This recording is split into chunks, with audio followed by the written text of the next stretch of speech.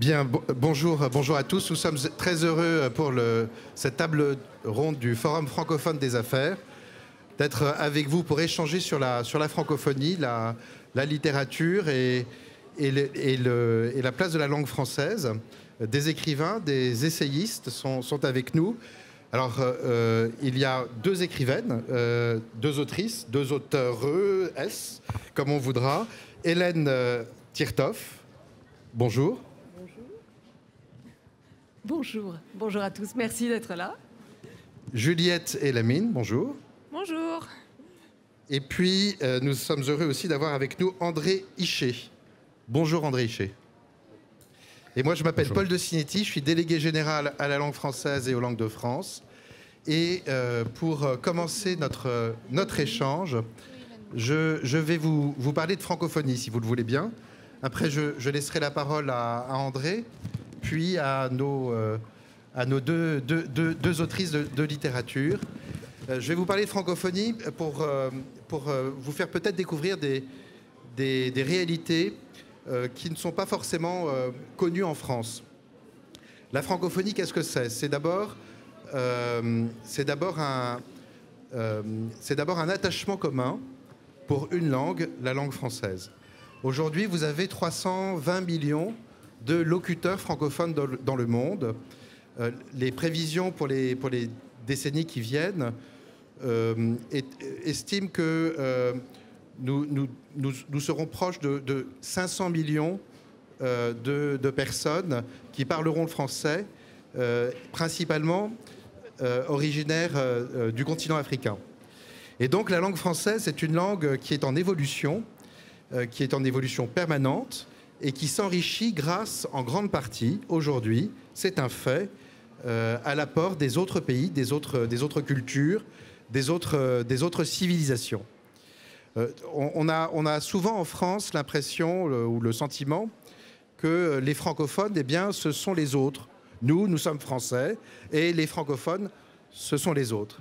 Mais je crois qu'il est important aujourd'hui peut-être de changer un peu de regard sur ce que c'est que la francophonie, c'est à travers cet attachement à cette langue commune, ce bien commun en France qu'est la langue française.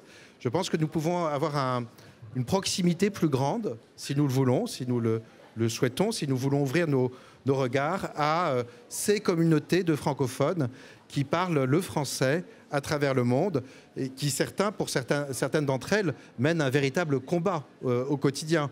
Vous connaissez l'exemple, évidemment, de nos amis québécois. Et d'ailleurs, tout récemment, le Québec a encore renforcé son cadre légal avec l'adoption d'une loi, la loi 96, rendant obligatoire, officielle, exclusivement officielle, la langue française dans la province du Québec. Donc on voit que cette francophonie, c'est un trésor, c'est un bien commun qui s'enrichit, mais c'est aussi un bien commun que nous devons préserver, que nous devons défendre, que nous devons promouvoir. Voilà, c'était quelques propos que je voulais vous tenir pour peut-être vous faire partager, en tout cas, mon engagement pour la langue française, pour la francophonie. Je vous engage notamment à découvrir à quel point cette langue s'enrichit grâce à toutes les autres cultures francophones dans le monde entier, à travers une application, un dictionnaire des francophones, qui est téléchargeable en ligne, le DDF, que nous avons édité avec beaucoup de pays partenaires francophones. Et ce dictionnaire des francophones propose un accès à une ressource considérable de la langue française à travers 600 000 termes. Vous avez 600 000 termes et expressions aujourd'hui de langue française qui sont rendus disponibles à travers cette application du dictionnaire des francophones. Et on se rend compte, soit d'une part qu'un terme que nous employons en France n'a pas du tout le même sens quand on se trouve au Québec ou encore au Maghreb, soit encore qu'il existe des expressions que nous ignorons en France et qui sont couramment employées depuis certains autres pays du monde. Pour vous donner juste une mesure des choses, le plus grand corpus jamais édité en France, une version papier, c'était une grande entreprise voulue par le général de Gaulle. C'était le Trésor de la langue française qui avait été édité par le CNRS, un long chantier de plus de 20 ans qui a abouti avec l'édition de ce dictionnaire en une dizaine de volumes. Et ce corpus du dictionnaire du Trésor de la langue française du CNRS regroupe 90 000 termes. Donc vous voyez qu'en ayant agrégé tous les corpus des dictionnaires de langue française du monde entier, on multiplie par 6 ce trésor qu'est la langue française. Voilà, je vais céder la parole maintenant à André Hichet. J'ai trop parlé, mais voilà, découvrez à quel point la langue française est une langue qui s'enrichit grâce à la rencontre avec les autres. Et découvrez aussi, à travers cette application, je vous y encourage, le dictionnaire des francophones, bien découvrez d'autres termes et ô combien savoureux de la langue française. Je vous remercie. André. Merci Paul. Eh bien, je suis très honoré d'être avec vous aujourd'hui. Moi, mon thème, il n'est pas évidemment totalement disjoint de la question de la langue française, puisqu'en réalité, je m'intéresse au concept de nation. D'où vient la nation et quel peut être son avenir. Alors, pour résumer mes angles d'approche dans cet ouvrage que j'ai publié à ce jour, le 8e est en cours de rédaction, eh bien, ce sont finalement mes origines professionnelles qui pèsent lourd, puisque à l'origine, je suis un pilote militaire, voilà, qui n'était pas spécialement prédisposé à écrire, mais plutôt à jouer dans le ciel. Bon.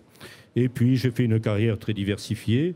Et pour finir, pendant un peu plus de 20 ans, j'ai construit et dirigé une société, une filiale de la Caisse des dépôts, qui aujourd'hui contrôle directement ou indirectement à peu près 1 million de logements en France. Voilà.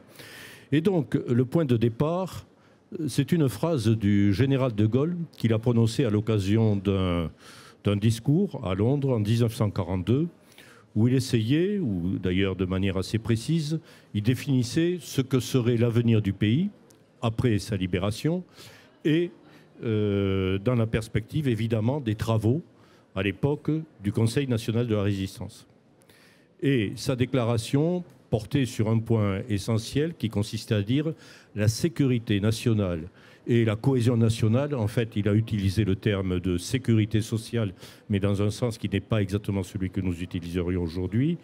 Donc, cohésion nationale et sécurité nationale sont intrinsèquement liées.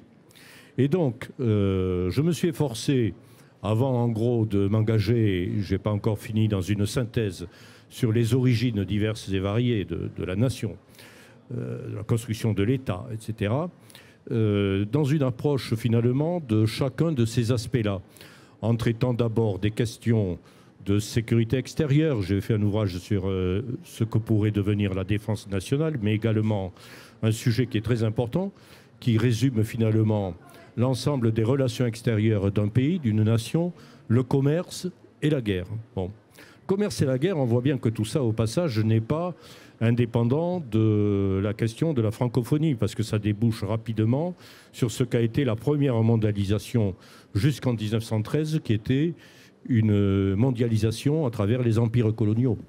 Et toute l'histoire coloniale a été effectivement la construction finalement des bases, je dois dire, de ce qu'a été la francophonie, quel que soit le regard qu'on puisse porter sur ce processus. Mais en même temps, on voit bien qu'on alimentait là un débat qui était un débat de fond entre, disons, Montesquieu et Richelieu. Montesquieu parlait du doux commerce comme étant le moyen d'éviter la guerre. Et Richelieu considérait pour sa part que le commerce était le moyen de se donner les moyens de faire la guerre et de la gagner. Bon. Donc, vous voyez, là, on a toute une série d'approches qui portent sur la manière dont la nation se construit vis-à-vis de l'extérieur. Il y a le deuxième volet que j'évoquais, la cohésion nationale. Eh bien, dans un autre ouvrage qui est relatif donc à la Cité des hommes, j'ai reproduit en quelque sorte la phrase célèbre de Saint-Augustin sur la Cité de Dieu. Bon. La Cité des hommes. Lorsqu'on regarde de quelle manière les groupes civilisationnels se constituent, ils se sont constitués, en particulier, j'ai pris l'exemple que je connais le mieux, qui est celui de l'Église antique, de l'Église donc romaine finalement, à partir des conciles de Nicée, etc.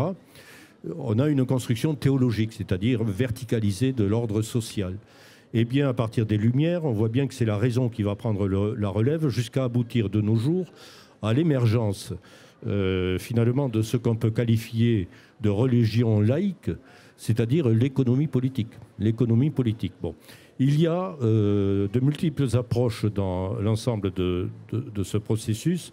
Et ce qui est important, c'est de bien voir que finalement, le processus dont nous parlons de construction nationale, il repose d'abord, alors à l'origine, dans certains cas, sur un bloc ethnique, sur une existence ethnique, d'un groupe ethnique. Si on se réfère à la vision que les Allemands, par exemple, cultivent de la nation, c'est une nation qui est très basée sur la langue, fondamentalement, c'est-à-dire une nation culturelle. Une nation à la fois basée sur les coutumes, sur les mœurs et sur la langue au premier chef. Depuis la Révolution, la conception française est complètement différente. C'est une nation politique qui a émergé pour prendre le relais finalement de l'Ancien Régime. Et cette nation politique, elle a pour effet effectivement d'expliquer que, évidemment, le bloc sociologique et le bloc culturel est important au départ, mais en réalité, il est sublimé, il est dépassé par la problématique de la construction politique. Alors, tout ça est très important parce qu'on voit bien qu'à travers tous les processus de construction, il y a la culture, malgré tout, qui reste un élément prédominant. Il y a un sociologue américain qui s'appelle Benedict Anderson, qui a construit la théorie de la nation en tant que communauté imaginée, ce qui ne veut pas dire imaginaire. Mais en gros, sa thèse consiste à dire les nationaux, les Français, c'est une communauté imaginée. Pourquoi ? Parce que les Français ne se rencontreront jamais physiquement entre eux. Et ce qui est important, c'est qu'effectivement, on trouve le moyen de constituer cette communauté. C'est la raison pour laquelle la littérature et l'histoire sont ces leviers-là. Un mot de conclusion. On voit bien qu'aujourd'hui, et l'actualité le démontre amplement, on peut dire qu'à côté du 19e siècle, qui a été le phénomène de construction des nations, on voit ressurgir, réapparaître le modèle impérial. Pour deux raisons fondamentales. La première raison, elle est de nature géopolitique, c'est-à-dire ce sont des relations de puissance, des politiques de puissance entre des blocs, et nécessairement, on voit bien ce qui se passe aujourd'hui dans l'Est de l'Europe, c'est ça qui prédomine. Deuxièmement, c'est aussi la manière dont la démocratie peut vivre. Et de ce point de vue, il faut bien prendre en considération que nous sommes passés d'une époque de démocratie basée sur la représentation dans un cadre de démocratie d'opinion. Et il est clair que dans un processus de ce type-là, la forme impériale, qui présente l'avantage, en gros, de la distanciation par rapport au modèle national strict, répond effectivement à une crise de la démocratie. Merci beaucoup. Juliette ? Bonjour. Alors moi je m'appelle Juliette Elamine, je suis orthophoniste et jeune écrivaine. Le nom de mon père est mon premier roman. Ah. Est-ce que vous m'entendez ?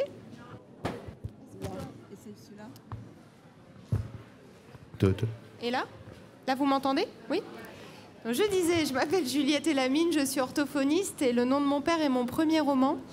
C'est un roman qui rend hommage à l'histoire de mon père qui a quitté le Liban pendant la guerre civile libanaise et voilà, qui m'a transmis toutes nos origines libanaises de la plus belle façon qui soit. Et en 2006, quand la deuxième guerre du Liban a éclaté, j'ai commencé l'écriture de ce roman-là. J'avais 17 ans.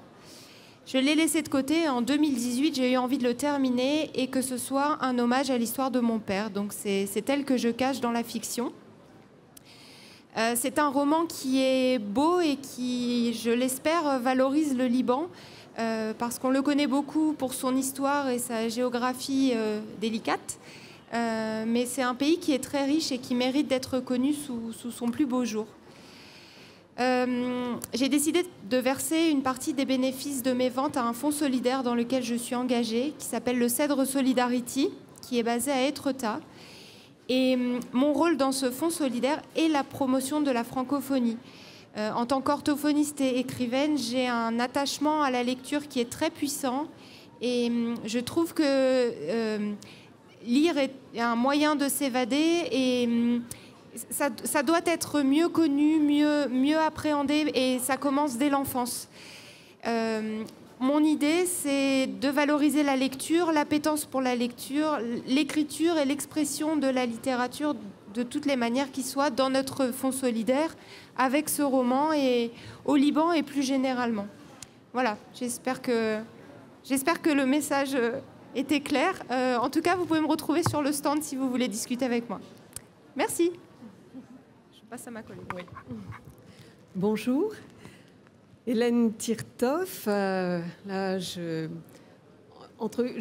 suis liée à la francophonie du Luxembourg, ce petit pays qui parfois n'a pas très bonne presse, mais qui est bien plus intéressant qu'on ne veut bien le dire.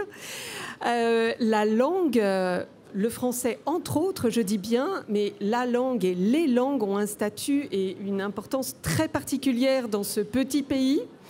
Le français fait partie des 3 langues officielles. Hein, donc, il faut penser que lorsqu'on arrive sur le sol luxembourgeois, moi je suis luxembourgeoise d'adoption et de descendance après, et non pas d'ascendance.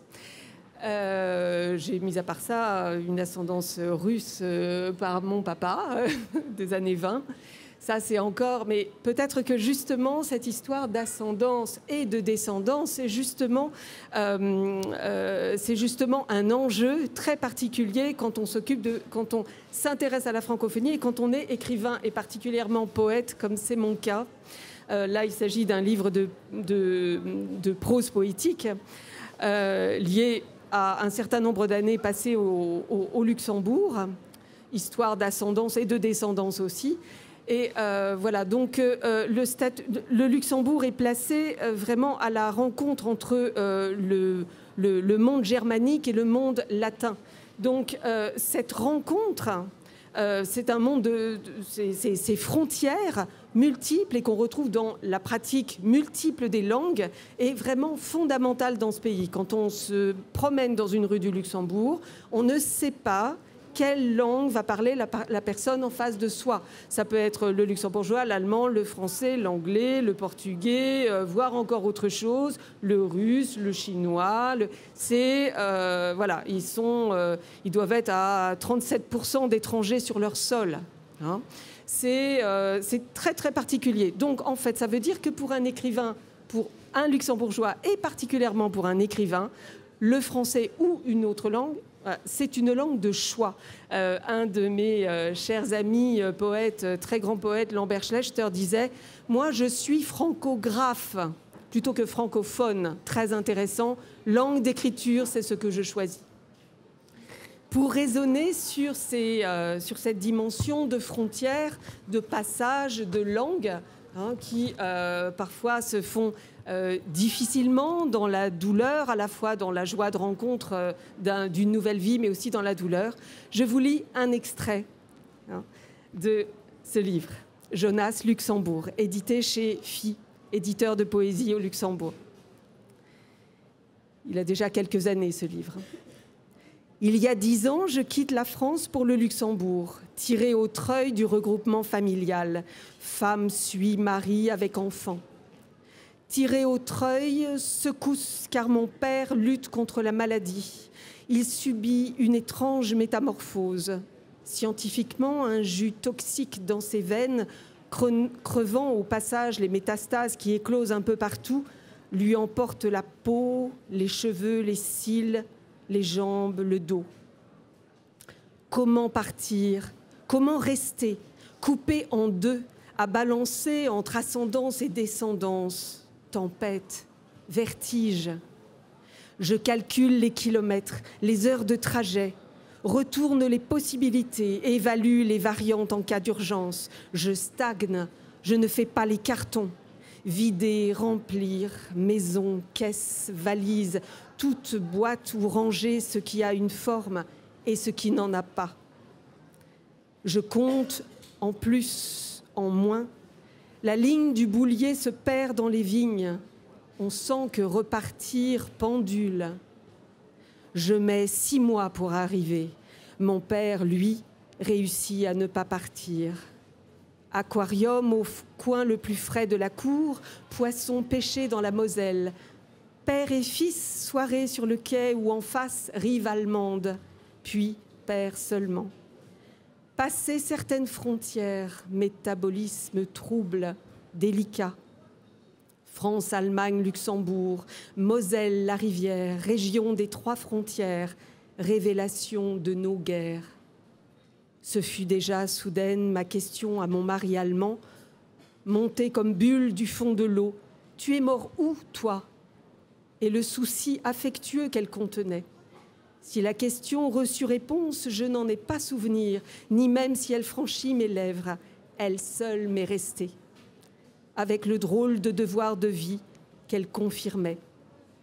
D'évidence, offrir ce bilinguisme à fils, à fille. Merci.